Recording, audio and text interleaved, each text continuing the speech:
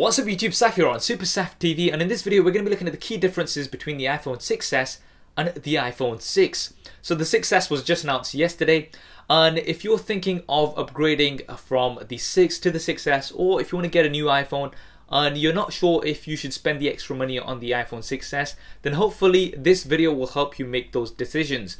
Now, initially starting off with the design, both of these phones look identically the same. There isn't a difference in terms of the design, so if you are looking for something fresh, then that's not something you're going to be getting generally with the iPhone 6s. What you will be getting is a much tougher build. So you've got 7000 series aluminum here on the iPhone 6s, and that's about 60% more durable compared to the previous model.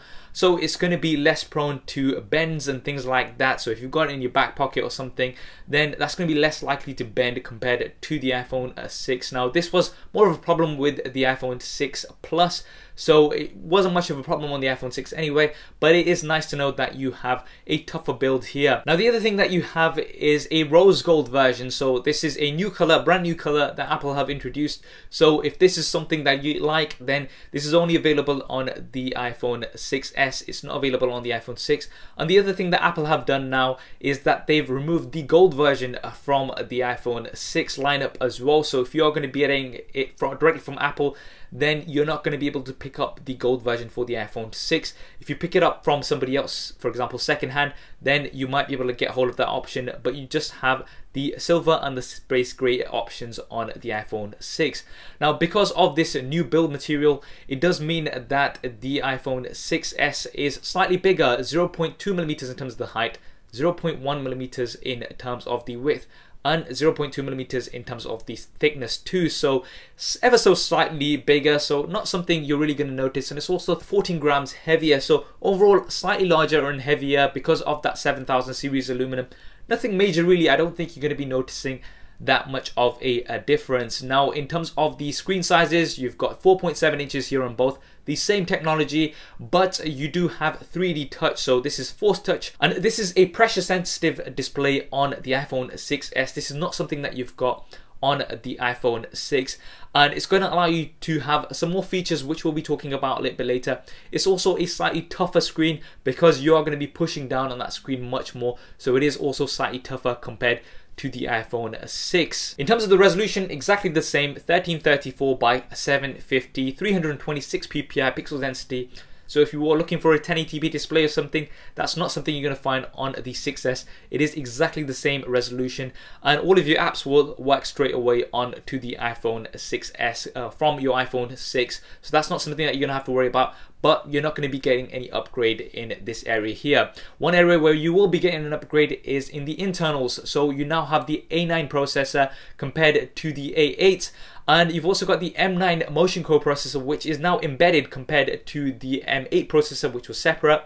Now, this is going to be a little bit more efficient. We're not sure about the clock speeds or how many cores this new processor is. I believe it's going to be triple core compared to the dual core processor, but this is not yet confirmed, so can't fully comment on that as yet. But Apple have said that the CPU is 70% faster compared to the 6, and the GPU is 90% faster compared to the 6. So overall, a much faster device, no doubt about that. And if you do want to future-proof your phone and be using it for a longer period of time, then the 6s is definitely going to be the best option here, because it is going to be much smoother and much faster going forward. In terms of the RAM, you've got 1GB on the iPhone 6. On the 6s, they've not specified how much RAM you have on here. It might just be 1GB, but this is not something that's yet confirmed. In terms of the storage options, you still have 16, 64 and 128 gig on the iPhone 6s, but on the iPhone 6 they have now removed the 128 gigabyte version. So if you are going to be buying that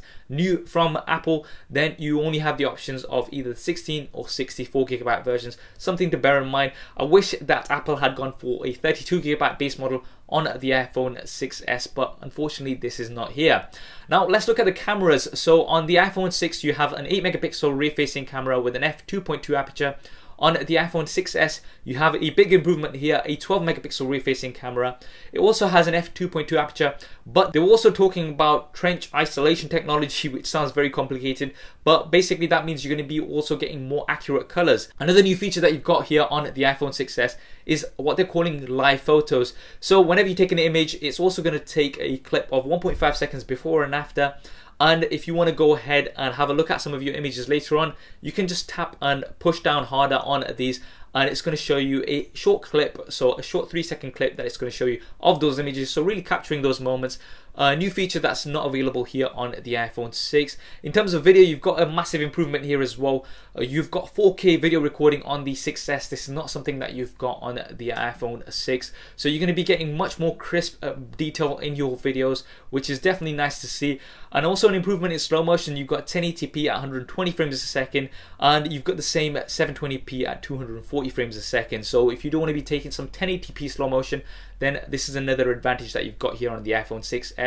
In terms of the front-facing cameras, you've got 1.2 megapixels on the iPhone 6. You've got 5 megapixels on the 6s. So definitely a big improvement here for those selfies. So if you're somebody that takes a lot of selfies, then the 6s is definitely going to be more of a compelling option for you.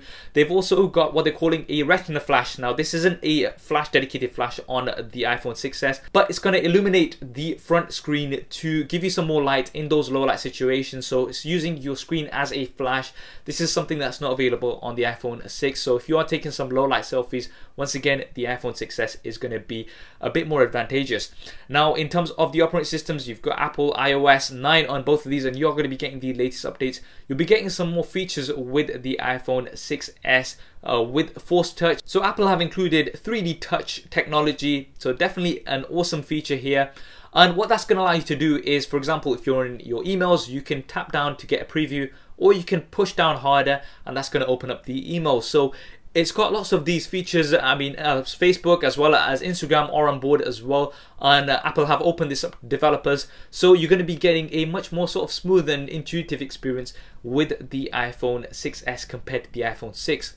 Touch ID is present on both of these with Apple Pay, so this is the same here. But the iPhone 6s does have Touch ID Generation 2, so this is twice as fast as the iPhone 6. Now the iPhone 6 already has a great touch sensor. I mean, the fingerprint sensor on the home button of the iPhone 6 is definitely one of the best out there already, and that's been improved to be twice as fast. So a great touch here and a welcomed improvement. You also have some more improvements here in terms of connectivity. The iPhone 6s has LTE Advanced, so it's going to give you much faster LTE speeds. They're saying up to 2 times faster.